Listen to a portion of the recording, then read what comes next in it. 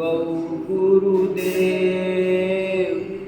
आपः परः परं परः जो दर्शावै देव बलिहारी गुरु आपणै द्युहाडी सहबार मानस उन्तौ देव क्यों करतन लगई बार। ये पाउड दोहा का मंगलाचरण भी मुझे बहुत प्रभावित करता रहता है। अभी तक भी इस पर मेरा चिंतन चलता रहता है कि क्यों गुरु को इतना महत्व दिया। कालहीन हो गया, देव मिलते भी नहीं, और गुरु को यदि महत्व नहीं देता है व्यक्ति तो उसे ज्ञान की प्राप्ति नहीं हो पाती है।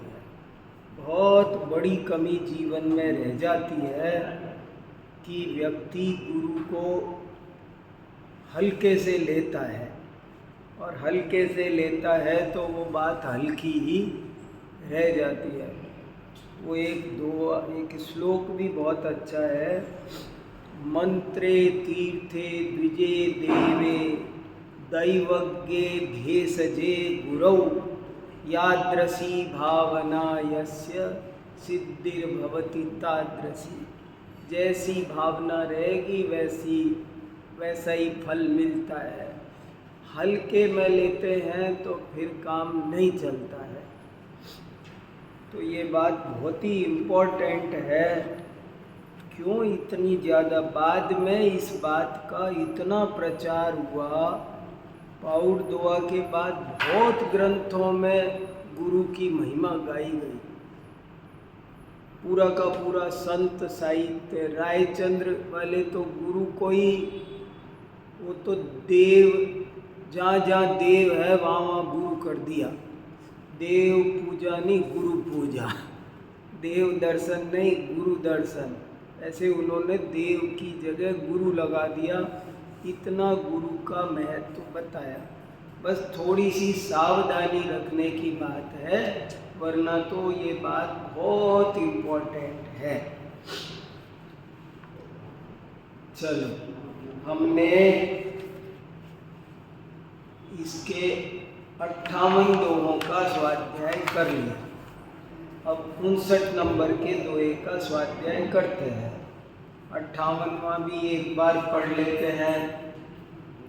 निरामौ प्राणमौ परमानंद साव आपा जीण करो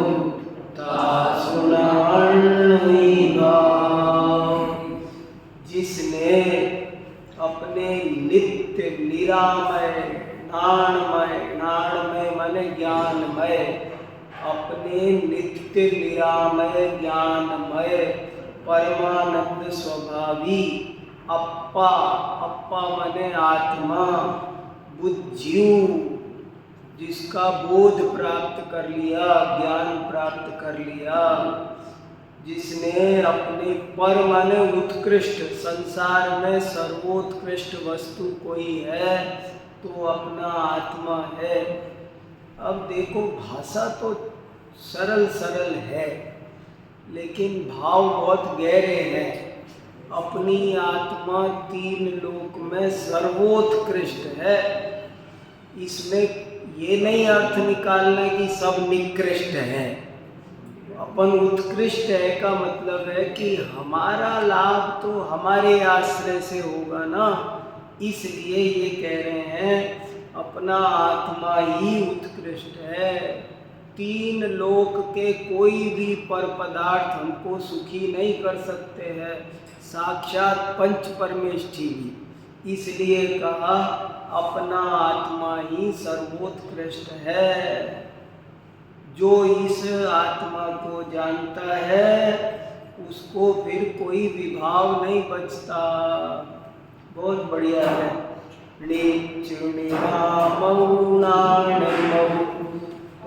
परमानंद सहा आपा बुद्धि जेण परो ता सुनानुईगा अम्मई जाण्यू एक जण जाण्यू देव अनंत नवरि सुमोए मोहियौ अक्षय दूरी भवंत अम्मई माने यदि मैंने तुमने हमने हम अस्माकम से बनता है जो यदि मैंने जान्यू जान लिया एक जन यदि मैंने एक भगवान को जान लिया। अब ये सब बड़ी संकेत है। एक माने कोई भी एक नहीं, एक माने अपना आत्मा अहमिक को। एक शब्द का अर्थ अध्यात्म में आत्मा होता है। एक एक माने आत्मा, मैं अहमिक हो, मैं एक हूँ। जिसने एक आत्मा को जान लिया उसने अनंत देवों को जान लिया। और इसलिए तुम सबके मोह में मोहित मत हो। नवरी सुमोहे मोहियौ, तुम सबके मोह में मोहित मत हो। अच्छई दूर भमंत, यदि इनके चक्कर में पड़ोगे तो दूर ही घूमते रह जाओगे। एक अपने आत्मा को देखो तो सब जानने में आ जाएगा, और एक अपने आत्मा को नहीं देखा तो और देखूं सर्वज्ञ बनने के लिए तुम एक एक पदार्थ को जानकर कोई सर्वज्ञ नहीं बनता है। सबको जानने के चक्कर में पड़ोगे तो दूर घूमते रह जाओगे। भमंत, वहीं भटकते रह जाओगे। उसको नहीं जाना उसको। दुनिया में अनंत पदार्थ हैं, एक एक करके अनंत पदार्थों का ज्ञान नहीं होता है, बल्कि अपने एक आत्मा को जानो तो अनंत परमात्मा पदार्थों का ज्ञान हो जाता है। देखो ये सब कला है। एक आत्मा को जानने से सब जानने में आ जाता है। अम्मई जाण्यू एक जण जाण्यू देव अनंत नवरि सुमोहे मोहियौ अक्षय दूरी भमंत। जिसने एक अपने आत्मा को जान लिया उसने अनंत देवों को, सारे भगवान को भी जान लिया और अपने को भी जान लिया। आज तक अनंत जिन हुए हैं, लेकिन अनंत जिन को जानने का उपाय एक अपने आत्मा को जानो तो सब पार्श्वनाथ भगवान का ज्ञान कैसे होगा। देखो बड़ा अटपटा सा विज्ञान है। माइक को जानना हो तो माइक नहीं जानना है, आत्मा को जानना है तो माइक का ज्ञान हो जाएगा। ऐसी अटपटी बात है।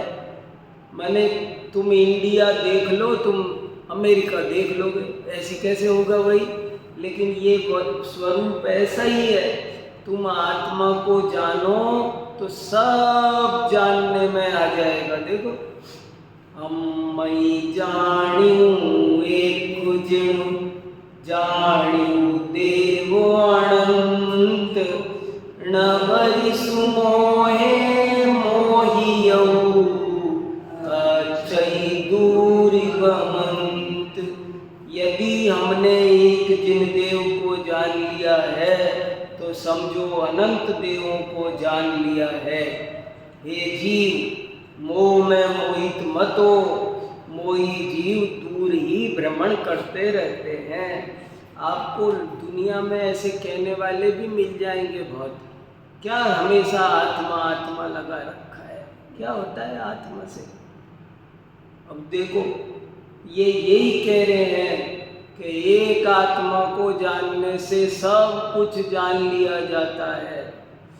कितने लोगों को तो आत्मा की बात से, नाम से चिढ़ सी है। जैसे कोई क्या बोल दिया जी, ऐसे बुरा सा मानते हैं, उनका कैसे कल्याण हो। कितने लोगों को इसीलिए पद्मनंदी पंचविंशतिका में लिखा कि जिसे आत्मा की बात सुनकर ऐसे लगता हो कि जैसे सावन में मोर बादल को देखकर खुश होता है, बादल की आवाज़ सुनकर मोर को जो आनंद आता है, ऐसे ही आत्मा की बात सारी रोम रोम प्रसन्न हो जाए, बाँछें खिल जाए, तो समझो उसकी भली होनार है। बहुत से लोग मैं देखता हूँ जगह जगह ऐसी बातें करते रहते हैं। ये तो जब देखो तब आत्मा आत्मा की बातें करते, खाली आत्मा की बात करने से क्या होता है? अरे इनको और कोई परवाह ही नहीं है, दुनियादारी की बातें ही नहीं करते हैं, पता नहीं है घर परिवार में क्या चल रहा है, वो तो कुछ बोलते नहीं है, हमेशा एक आत्मा। एक दफे तो मेरे को यहीं पर एक आदमी ने कहा था कि जब आप कुछ और तो बातें करते नहीं, तो मैंने उनसे कहा और बातें करने को तो दुनिया पड़ी हुई है, ये बात हमसे भी छुड़वा दो तुम, तो ये कौन करेगा? जिनवाणी की बात बहिरात्मा, अंतरात्मा, परमात्मा की तत्व ज्ञान की बात करने वाले कितने लोग हैं? वो है नहीं। जो थोड़े से कर रहे हैं उनको भी कहा करो। आप ये सड़क कैसी है इसके बारे में बोलते नहीं, गवर्नमेंट आपको कोई मतलब नहीं, कितने वो हो रहे हैं ये इस पर कुछ बोलते नहीं। अब उन पर बोले तो ये पाउड दोआ कौन पढ़ाएगा? वो लोगों से जाके कभी कहते हो कि आप कभी क्षेत्र में सात तत्व भी सुनाया करो आत्मा पर? उनसे तो नहीं कहते तुम। और हमसे आके कहते हो आप कपड़े लत्तों पे बोलते ही नहीं, आजकल बहू बेटियां कैसे पहनती है आप कुछ बोलते ही नहीं। तो हम ये बोले, हम जिनवाणी छोड़ करके जो थोड़ा बहुत समय हफ्ते में 1 घंटा निकाल के बैठे हैं, जिसमें मूल तत्व ज्ञान की बात करना चाहते हैं, सो तुम उसमें भी तुमको सुहाती नहीं है। लगता है तुम्हारा संसार का किनारा अभी दूर है। तुमको ये बातें जो भव्य होगा, निकट भव्य होगा, उसको आत्मा की बात सुहाएगी। कितनी बड़ी बात है कि तुम तो केवल हमेशा समाधि तंत्र में लिखा आत्मा को छोड़ के दूसरी कोई बात बोलो मत, सोचो मत, पूछो मत। पूछना, कुछ पूछना हो तो आत्मा की पूछो, कुछ बोलना हो तो आत्मा की, कुछ सुनना हो तो आत्मा से, और कुछ मत सुनो, मना किया है, और कुछ भी मत सुनो। आत्मा का उपदेश दे, वही जिनवाणी का उपदेश दाता है। जो आत्मा की बात नहीं करे वो जिनवाणी का उपदेश दाता नहीं है। ये खास बात है। रो मैं जाण्यू एक जिण, जाण्यू देव आनंद, नवई सुमोए मोहियऊ, अच्छई दूरी बमन। सबके जानने के चक्कर में मत पड़ो, नवरी सबके मोह में मोहित मत हो। सबका मोह। अच्छा, बहुत से लोग कहते हैं अरे भैया घूम लो दुनिया, सब देख लो। अरे सब देख के नहीं सब देख पाओगे, एक को देख लो सब देख नहीं, कैसे पार पड़ेगी सबको? कैसे? बहुत अच्छा उदाहरण आता है शास्त्र में कि पेड़ का एक एक पत्ता छूटने से पेड़ नहीं टूटा जाएगा। तुम तो जड़ पे प्रहार करो, सारा पेड़ सूख जाएगा। ऐसे ही आत्मा को देखो तो आत्मा में केवल ज्ञान प्रकट होगा और सकल द्रव्य के गुण अनंत सब दिखाई दे जाएंगे। सबके मोह में मत रहो। हम तो कभी बम्बई नहीं गए, बम्बई और जाना है एक बार। हम तो कभी कलकत्ता नहीं गए, कलकत्ता, कभी मेघालय नहीं गए। कभी आज की पीढ़ी पागल हो रही ना, भागती फिर रही है, सब जगह धक्के खाती फिर रही है। अरे भैया ये घोर पाप बंध का कारण है, अनर्थ दंड कितना बड़ा फालतू में ही भागे फिर रहे हो और क्या मिल जाता है, पर है क्या किया जाए। तो इसलिए ये कह रहे हैं तुम सबको जानने की इच्छा के चक्कर से विराम प्राप्त हो। वो तो देखा नहीं, वो तो हमने तो ये चीज नहीं खाई कभी जिंदगी में, एक बार ये भी खा के देखना है। ऐसी बातें करते लोग, सब ये नहीं खा के देखी भाई, अरे एक जिंदगी में ये कमी रह गई, एक बार ये नहीं किया, एक बार वो नहीं किया। जो चीज बता दो ना उसको वो करना चाहते हैं। ये कह रहे हैं तुम एक आत्मा को जानो तो तुम सब जान जाओगे। भाव भाव में पंच परावर्तन करके आए हैं और सब कुछ देख के भोग के जान के आए हैं। अब इस जन्म में देख लो सब, फिर बाद में फिर अगले जन्म में फिर कहना मैंने बम्बई नहीं देखी, फिर बम्बई भागना। तो हर जन्म में यही करते रहोगे कि कुछ। तो इसलिए लिखा सबके मोह में मोहित मत हो, सबके चक्कर में मत पड़ो, नहीं तो तुम अच्छे ही रह जाओगे। दूर भमंत, दूर ही भटकते रह जाओगे और जो असली चीज है वो तुम्हारे हाथ नहीं लगेगी। अपा केवल नाणमौ निवसई जा तिरुवणिया चई मोकलऊ पावन लग गई था। अपा आत्मा केवल ज्ञानमय है, ऐसा केवल ज्ञान स्वभावी आत्मा जिसके जास मन जिसके हियड़ई मन हृदय में निवसई निवास करता है, वो त्रिवणी तीन भुवन में अच्छौ रहता हो भले, पर मोक्कलऊ वो तो मुक्त हो गया है और पाप न लग गई तास, उसे कोई पाप नहीं लगता। जिसके हृदय में अपना केवल ज्ञान स्वभावी आत्मा 24 घंटे विराजता है, जो सदा ज्ञाता दृष्टा रहता है, वो तीन लोक में रहे पर उसको पाप नहीं लगता है। पानी में कमल की तरह वो रह लेता है। वो दुकान पे भी बैठा हो तो दुकान उसके अंदर नहीं बैठती है। ये बड़ा अजीब हिसाब है। बहुत ऊंची अध्यात्म विद्या सिखाई जा रही है कि देखो जिसके हृदय में आत्मा नहीं विराज रहा है वो सब जगह भटक जाएगा, और जिसके हृदय में आत्मा विराजमान है वो समझो मुक्त है, उसको कभी कोई पाप नहीं लगता, माने उसके कर्म बंद नहीं होता। समय सार का प्रभाव है। सम्यक दृष्टि भोग भी भोगता हो तो कर्म बंद नहीं होता। कैसे वैद्य विष भी खाता हो तो मरता नहीं है। बड़ी अजीब बात है। देखो जिसके हृदय में अपना ज्ञान स्वभावी आत्मा विराजमान है, जो ज्ञाता दृष्टा है, कर्ता धर्ता नहीं है, वो जीव तीन लोक में रहता हो और तीन लोक से भिन्न रहता है, तीन लोक में आसक्त नहीं होता है और इसलिए उसको पाप नहीं लगता है। चिंतई जम्पई गुणई नग जो मुनि बंधन है, केवल नाण पुरंद तन सो परमा पौदे।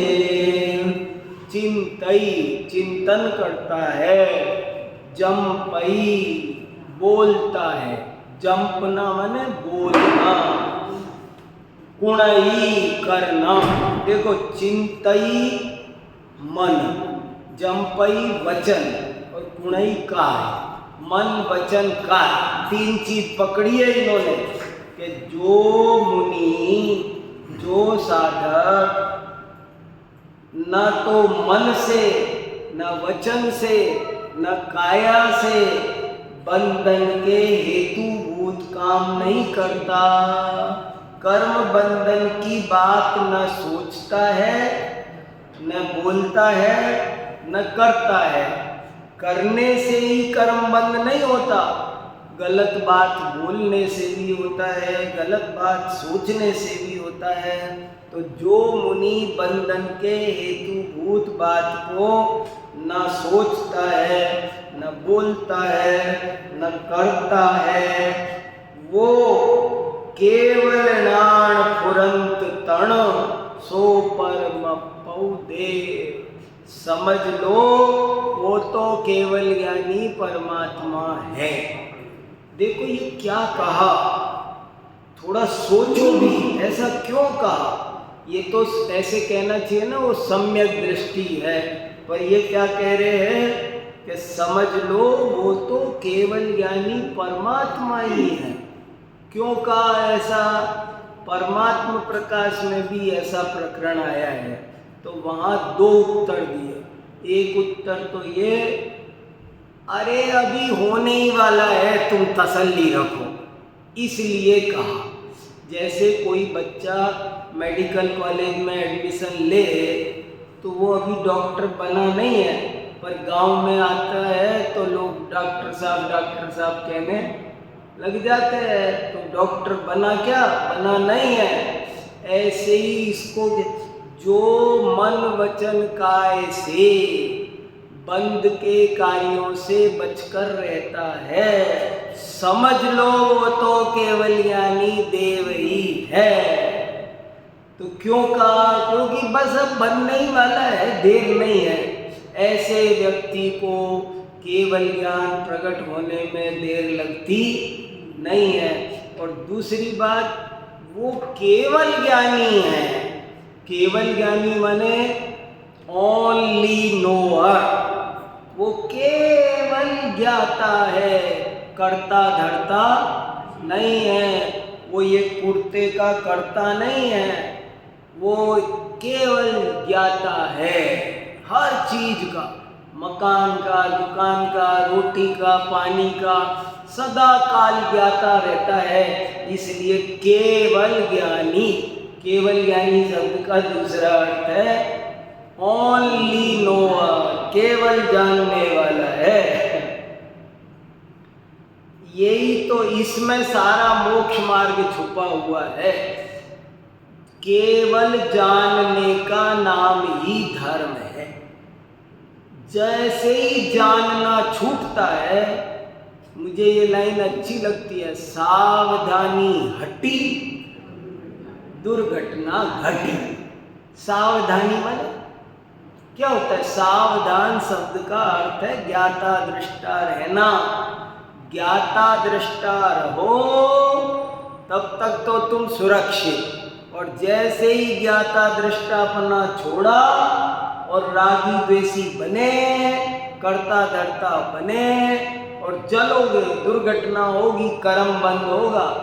कर्म बंद न मन से करो, न वचन से करो, न शरीर से करो। देखो तीनों लिखा, चिंतई जम्पई कुणई नवी जो मुनि बंधन है, केवल नाण पुरंत तणु सो परमा पौदे। बंधन के कार्यों में जिसे अभी रुचि है, वो धर्म के रास्ते पर नहीं आया। कर्म बंद करने वाली विकथा, कसाय, इनमें जिसको रुचि पड़ी है, जिसकी इनमें सुख बुद्धि है, वो व्यक्ति दूर दूर तक धर्मात्मा नहीं बन सकता। उसको श्रद्धा तो बिल्कुल क्लियर होनी चाहिए कि इनमें किंचित भी सुख नहीं है, ऐसा बिल्कुल हस्तामलकवत श्रद्धा होनी चाहिए, तब धर्मात्मा बन सकता है। जीवन में विषय भोग हो सकते हैं, परिग्रह हो सकता है, पर परिग्रह सुख का कारण है, ऐसा जो मानता है वो मिथ्या दृष्टि है। इसलिए कहा बंधन का हेतु में सब ले लेना, क्रोध, मान, माया, लोभ, हास, रति, हिंसा, झूठ, चोरी, कुशील, परिग्रह, इनको जो सुख रूप मानता है वो व्यक्ति अज्ञानी, मिथ्या दृष्टि, संसारी है। और जो इनको ना इनके बारे में सोचता है, न कहता है, न करता है, समझ लो वो साक्षात केवल ज्ञानी देव परमात्मा है। अभ्यंतरि चित्तु जुमैले बाहिर काई तवे, चित्त निरंजन को विधरी मुझई जेम मले। अभ्यंतर भीतर से, चित्त मैलियई मैला है, अंदर से मन मैला है। बाहिर काई तवे, तो बाहर में तप करने में काई रखा है। काई राजस्थान में काई बहुत बोलते हैं। कई लोगों ने इन शब्दों से ऐसा निकाला है कि ये पाउंड दोहा, योग सार, परमार्थ प्रकाश, ये राजस्थान में लिखे गए होंगे, ऐसा कुछ रिसर्च करने वालों ने अनुमान लगाया है। काई, उससे क्या है फायदा? बाहर के तप से क्या फायदा है? यदि अंदर में चित्त मेला है तो बाहर के तप से कोई फायदा नहीं है। चित्त निरंजन को विधरी, जो चित्त में निरंजन को यदि धारण करो तो ही मल से मुक्त होते हो। अब ये भी विज्ञान है, मल कैसे दूर होगा, क्रोध को कैसे भगाया जाए। क्रोध को भगाने के बहुत सारे टोने टोटके दुनिया वाले बताते हैं। ऐसे मुंह में पानी भर लिया करो, ऐसे कर लिया करो।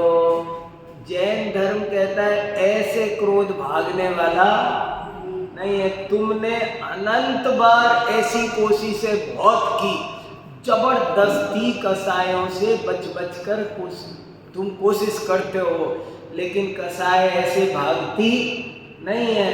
तुम तो आत्मा को जानो तो कसाय अपने आप पैदा नहीं होती है। उपवास का बढ़िया तरीका क्या है? केवल भोजन नहीं छोड़ दिया, बस भोजन छोड़ के बस आज मैं खाऊंगा नहीं, आज मैं खाऊंगा नहीं, ये बढ़िया उपवास नहीं है। तुम आत्मा का ध्यान करो, चिंतन मनन स्वाध्याय में ऐसे डूब जाओ कि तुम्हें भोजन की याद ही ना आए, दिन बीत जाए, तो वास्तव में वो सच्चा उपवास है। तो क्या लिखा, जो मैल है, मैल माने समस्त विभाग, 5 पाप, 4 विकथा, 4 कसाय, सब ले लो। सारी बुरी चीजें कैसे छूटेगी, अच्छी चीजें कैसे आएगी, कैसे आएगी? हम एक एक लाना चाह रहे हैं।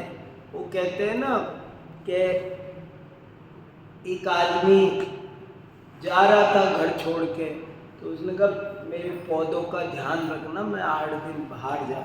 आप बिल्कुल चिंता मत करो, पड़ोसी बच्चे से कह गया, आप बिल्कुल चिंता मत करो, मैं बहुत सावधानी से ध्यान रखूंगा। और वो रोजाना रुमाल लेके एक एक पत्ते को, वो आया आदमी तो सारे पेड़ सूख गए। भाई तूने ध्यान नहीं रखा। अरे सर जी क्या बताऊं, मैं दिन भर लगा रहता था, एक एक पत्ते को पोंछता था। अरे इसमें पानी नहीं दिया जड़ में, मिट्टी में नीचे पानी नहीं पहुंचाया। आपने कहा था पेड़ का ध्यान रखना, मैंने एक एक पत्ते का, छोटे छोटे का, अंदर छुपे तक का ध्यान रखा। अरे ऐसे नहीं होता काम। काम होता, काम का तरीका होता है करने का।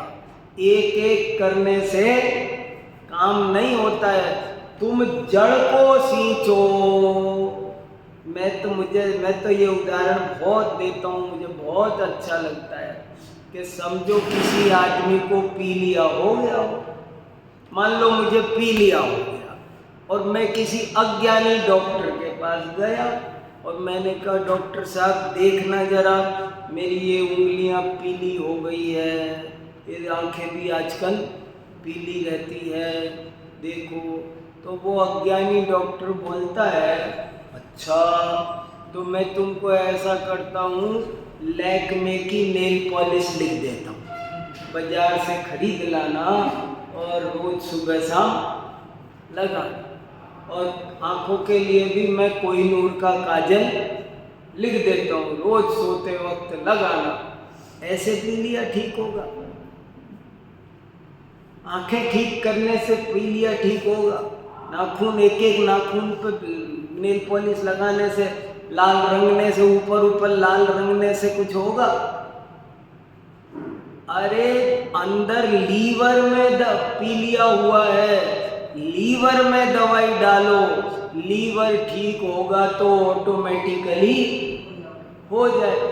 अंदर से चीज शुद्ध होनी चाहिए, ऊपर से चिकना चेहरा कर लेने से नहीं। चेहरे पर जब अंदर से तेज प्रकट हो, धमकते हुए मुनिराज जो कुछ नहीं करते, हम 100 क्रीम पाउडर करते तब भी चमक नहीं आती, और मुनिराजों के चेहरे तपस्वियों के, वो अंदर से जो आता है वो सच्चा होता है, सहज अंदर से आए। अभ्यंतर चित्तज मैलियई बाहर काई तबेण, चित निरंजन को विधरी मुझई जे मनेण। अब सोचने की बात है कि हमारा अंतरंग शुद्धि पर कितना ध्यान है। अंतरंग शुद्धि पर हमारा, आपका, सारी दुनिया का ही बहुत कम ध्यान है। सब और सब करवा लो, लेकिन अंतरंग शुद्धि पर ज़्यादा ध्यान नहीं है। और ये पाउड दुआ तो इसीलिए विशेष है कि ये कह रहा है अंतरंग शुद्धि पर ध्यान दो, सारे मल अपने आप छूट जाएंगे।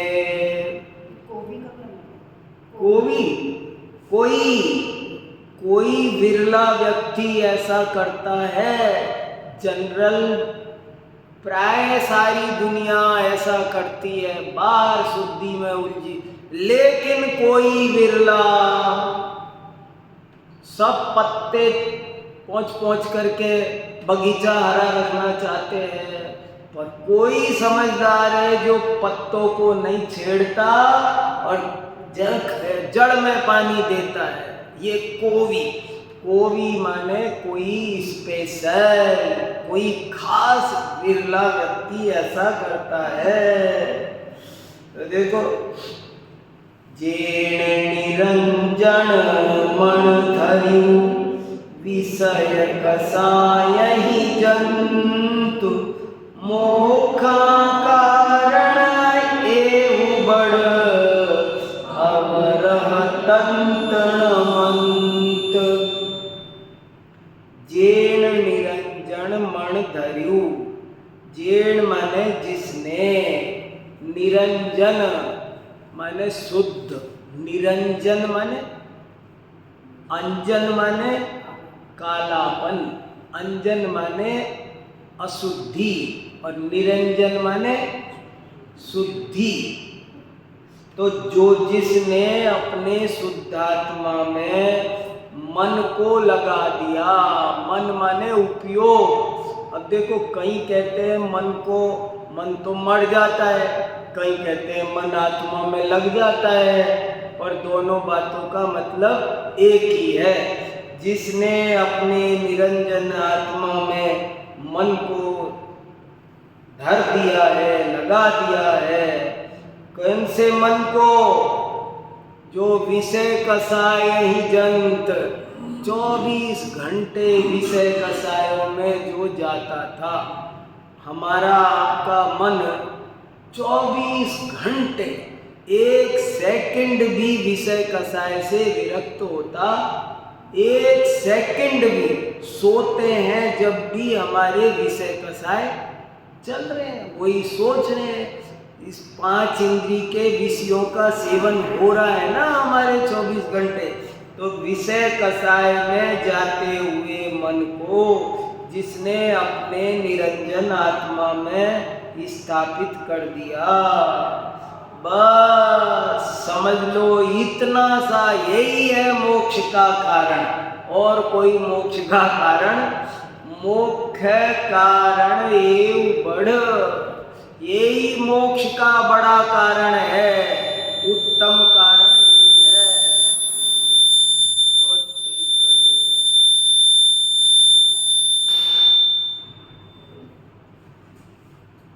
मुख्य कारण एवं बढ़, यही मोक्ष का बड़ा कारण है। अवरह तंतुण मंत, और कोई जादू टोना नहीं है। ये भी बड़ी बात है। आदमी उम्मीद करता रहता है मेरे लिए कोई स्पेशल शॉर्टकट निकल आएगा, भगवान मेहरबानी कर देंगे। वो कह रहे कोई दूसरा कोई तंत्र मंत्र नहीं है, तुम कान खोल के, कहते हैं ना इधर से सुनो इधर से सुनो।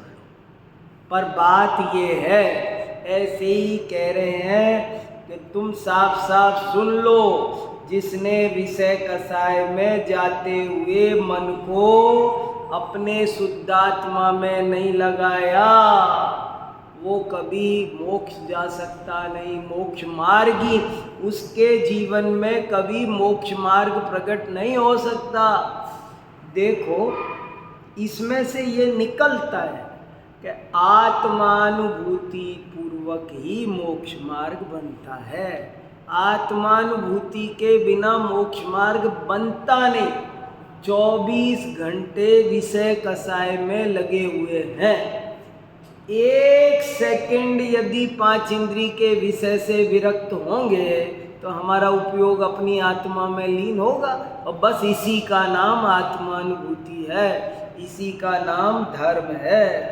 बहुत बढ़िया है, ये खास बात कही जा रही है। जेण निरंजन मण धरी, विषय कसाय ही जान, मोक्ष कारण एहु बड़, अवरह तंतण मंत।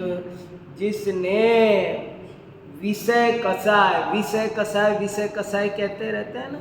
विषय कसाय माने क्या?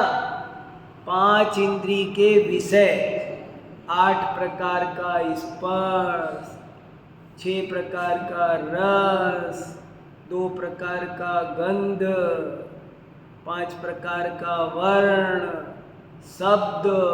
इन सब से जब विरक्त हो तो समझो विषयों से विरक्त हुए। विषयों से विरक्त का मतलब भी लोग समझते नहीं है। अगर मैं यहाँ बैठा हूँ और चटाई का स्पर्श हो रहा है तो ये भी स्पर्शन इंद्री का विषय हो रहा है। जब 5 इंद्री के विषयों का जानना भी बंद हो जाए तो क्या होगा फिर? कि फिर आत्मा का जानना रह जाएगा, तो वो शुद्धोपयोग बचेगा। इसलिए कह रहे हैं कि जब विषय कसाय में जाते हुए मन को अपने निरंजन आत्मा में स्थापित कर दिया जाता है तो समझ लो यही मोक्ष का कारण है। और कोई तंत्र मंत्र, कोई विद्या, संसार में सुखी, कितनी जोर दे के लिखा है, संसार में सुखी होने का कोई उपाय। मान लो तीर्थंकरों की तरफ से डंका बज रहा है, ऑटो में लाउड स्पीकर रख करके पूरे ग्रीन पार्क में घुमाया जा रहा है, सुनो सुनो सुनो, और कोई उपाय नहीं है। एक ही उपाय है कि शुद्धोपयोग करो पांच इंद्री के विषयों में और कसायों में। तुम्हारा मन जो 24 घंटे है, ये वहाँ से हटकर जब निज आत्म अनुभव आवे, तब और कछु न सुहावे। और कहीं नहीं मन लगे, इसमें ही मन लगे, तो यही वास्तव में धर्म है। अरे समझो तो सही धर्म क्या है। लोग एक बार समझ तक नहीं रहे, जैनियों तक को खबर नहीं है कि भाई धर्म है किसका नाम, धर्म कब प्रकट होता है, कैसे प्रकट होता है। बाकी सब उसके पाने के लिए किए गए सब उपाय है, सब साधन है। और धर्म तो वास्तव में वो एक क्षण जब विषय कसाय से रहित दशा प्रकट होती है, वास्तव में धर्म तो वो है। जेण निरंजन मण धरिहु विषय कसाय ही जान, मोक्ष कारण एउ बड़ अवरह दंतन मन। खंतु पिबंतु विजीव जई, पावई सास मोह। रिसह भड़ारऊ किम चवई, सयलवि इंद्रिय सो। ये मनुष्य बड़ा विचित्र है, कुछ भी कहते हैं और कहीं भी छल ग्रहण करता है, कुछ भी गड़बड़ घोटाला कर देता है। जो बात हम कहना चाहते हैं उसको ठीक ठीक स्वीकार करता नहीं है। लोग लंबे लंबे प्रश्न पूछते हैं, ऊट पटांग पूछते हैं, जो कही जा रही है ना उसका कुछ न कुछ घुमा फिरा के अर्थ निकालते हैं। ये कहा कि 5 इंद्री के विषय कसाय में वो कहा ना, वो 3 लोक में रहे तो भी उसे पाप नहीं लगता, जो हृदय में आत्मा बसे, सम्यक दृष्टि के भोग भी निर्जरा के कारण। अच्छा, भी निर्जरा के कारण है, ये तो आपने बहुत बढ़िया बता दिया। तो वो देखो, तो ऐसे बार बार उस चीज को क्लियर करने के लिए कभी इधर से कहते कभी इधर से कहते, दोनों तरह से बातों को कह के आचार्य थक गए। समझाते हैं वो देख चंद्रमा, और ये देखता है उंगली की तरफ। हम कह रहे वो देख, तो फिर उंगली देखता है। अरे क्या दिखा रहे, ऊपर देख, तो ऊपर जाने कहाँ देखता है। कैसे दिखाएं? जो एक्यूरेट चीज है उसको दिखाना बहुत कठिन है। दुनिया की कोई भी बात एक्यूरेट समझाने में पसीना छूट जाता है, चाहे वो कितनी सिंपल हो। आप किसी को सिखाओ कि रोटी कैसे बेलनी है, वो बेल सकते हो 1 मिनट में 10, लेकिन किसी को बेलना सिखाना वो 10 घंटे में भी पॉसिबल नहीं है। वो कहेगा कैसे बेलूँगा मैं, कि तुम घर जाओ ना तो ऐसे लोई बनाना, फिर उसको ऐसे रखना चकले पे, फिर बेलन रखना, घुमाना। तो वो कहेगा, फोन करेगा, वो तो घूम ही नहीं रहा है, अरे थोड़ा जोर डालो, तो जोर डालेगा, वो तो पिचक गए। क्या बताएं उसको कितना जोर डालना है। इसके लिए उसको बोले 5 ग्राम डालो, 10 ग्राम बजट जोर डालो, कुछ नहीं कह सकते। ये सब अनुभव से ही आता है। अब उसका ये गलत रास्ते चला जाता है, तो कहा सुनो, खंतु पिबंतु विजीव जई, पावई सास मोह। के सुन, यदि खाते पीते 5 इंद्री के विषय भोगते यदि मोक्ष प्राप्त होता तो ऋषभ भट्टारक, ऋषभ माने आदिनाथ भगवान, भट्टारक माने तीर्थंकर। देखो भट्टारक शब्द का अर्थ आज अपन जानते ही नहीं है, अपन ने भट्टारक का अर्थ कुछ और समझ रखा है। भट्टारक शब्द का अर्थ होता है तीर्थंकर। वर्धमान भट्टारक, वर्धमान भट्टारक माने महावीर तीर्थंकर। लेकिन अब आज क्या कोई किसी से भट्टारक को तो तुरंत जाने कौन से पीले कपड़े वाले आदमी को समझेगा, भैया वो भट्टारक नहीं, भट्टारक माने तीर्थंकर, परम पूज्य। देखो लिखा है ना साफ साफ, ऋषभ देव भट्टारक। तो ऋषभ देव भट्टारक ने, तीर्थंकरों ने, ऋषभ देव आदि तीर्थंकरों ने किम चवई, क्यों छोड़ा, सयलुवींद्रिय सो। तो तीर्थंकर ऋषभ देव आदि तीर्थंकरों ने सारे इंद्रिय सुख को क्यों छोड़ा। उन्होंने छोड़ माने बात समझने की है, उधर समझाते हैं तो तू इधर गड़बड़ करता है। तुझसे कहते हैं कि वो बाह्य शुद्धि कर तो तू बाह्य शुद्धि में उलझ जाता है, तुझसे अंतरंग शुद्धि भूल जाता है। दोनों की मैत्री होनी चाहिए। तो खाते पीते हुए भी खंतु पिबंतु भी जीव जई, पावई सास मोह, ऋषभड़ारऊ किम चवई, सयल इंद्रिय सो। संपूर्ण इंद्रिय सुखों को ऋषभ देव आदि तीर्थंकरों ने फिर क्यों छोड़ा। ऐसे ये सब बहुत बढ़िया बढ़िया विषय है। आपको किसी को कुछ पूछना है? अभी मैं गांव गया था तो वहाँ मैंने 2 प्रवचन इस विषय पे किए थे, प्रच्छना स्वाध्याय का महत्व। इस विषय पे 2 प्रवचन हुए। क्या विषय? प्रच्छना स्वाध्याय का जिंदगी में कितना बड़ा महत्व है।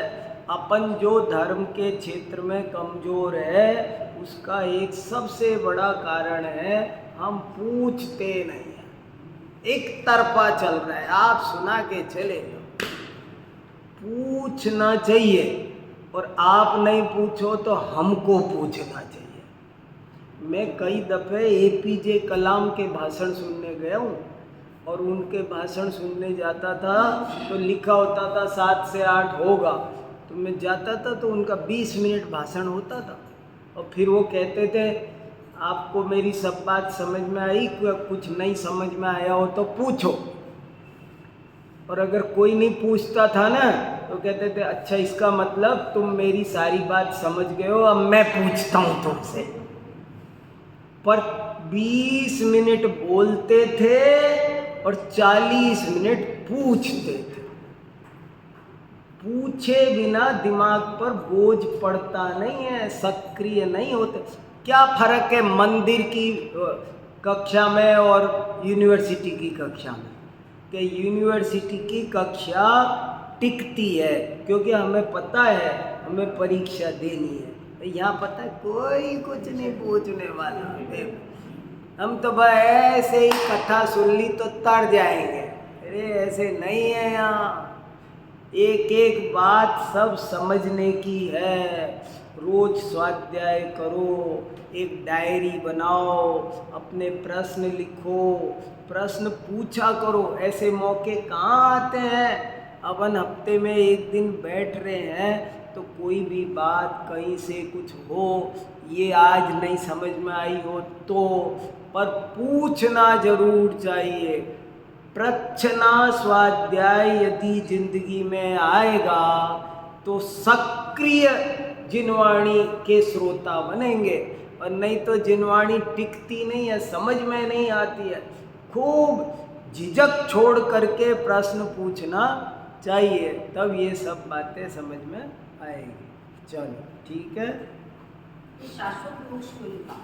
शाश्वत मोक्ष इसलिए लिखा कि उस पर जोर देना चाहते हैं ऐसी मुक्ति दुनिया में मानी जाती है। वो कहते हैं बाद में फिर भगवान अवतार लेते हैं, पर जैन धर्म कहता है कि यहाँ दोबारा परमानेंट एकदम शाश्वत अनंत काल के लिए जीव मुक्त हो जाएगा। इस बात पर जोर देने के लिए मोक्ष भी 2 दिन की बैल नहीं है, ये परमानेंट छुट्टी संसार से, इसलिए शाश्वत मोक्ष का।